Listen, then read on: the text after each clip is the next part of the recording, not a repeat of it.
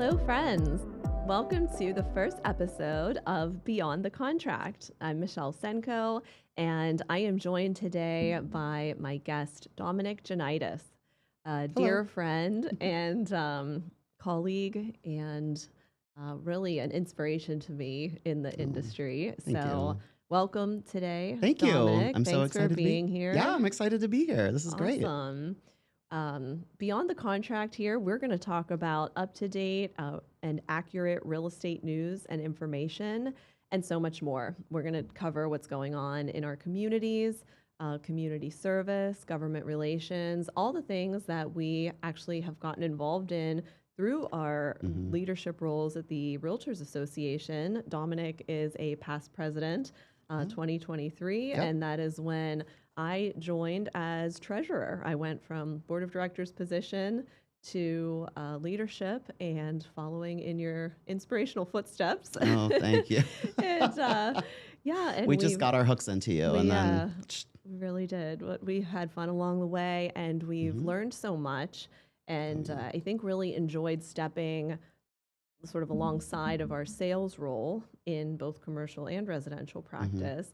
But in our roles at the association, we have so enjoyed working on a higher level for our industry at a local, state, and national level, and really finding that importance of being involved in legislation, in reforms creations, and so much more. So, my inspiration really behind the podcast and sharing this information is in line with the mission that I instilled as 2025 president, is Beyond the Contract, of inspiring my peers to get involved.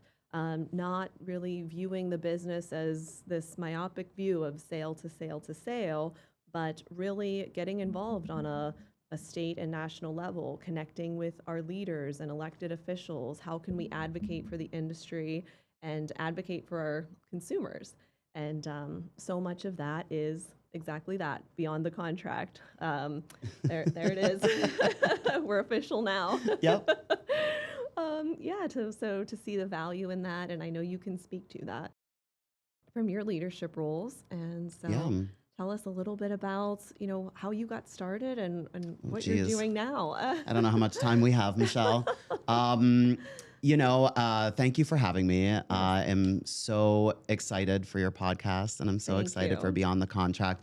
For those of you who might just be starting the journey of following Michelle's career, she's talked about being president, and she's so much more than that. And she herself is an inspiration. So certainly one to watch in the industry and really get a sense for where the industry is going. We watch Michelle, and so excited to be here, and it's an honor to be a guest on the show. Thank you. But my journey started fighting it tooth and nail. Actually, I didn't really want to be in real estate. I know you have Oh, heard this story in some capacity, but yeah, my family is in real estate. My dad's a builder and developer, and it was always one of those things. Oh, you'll be in real estate. Oh, you'll be in real estate. And I was like, no, I don't want to do that. And so my career actually started in marketing and PR in the music industry. But I did end up getting my real estate license when I was 19. And I said, okay, I'll just shut my dad up. That's kind of like what I was like, okay, I'm just going to pass by him. I'll get my real estate license, and I'll never use it. Well, surprise. never say never. Never say never. And my flash forward to about 12 years ago, maybe even probably a little bit longer than that now. Oh gosh, no, I think it's longer than that. I know, 2013. Maybe that's about Yeah.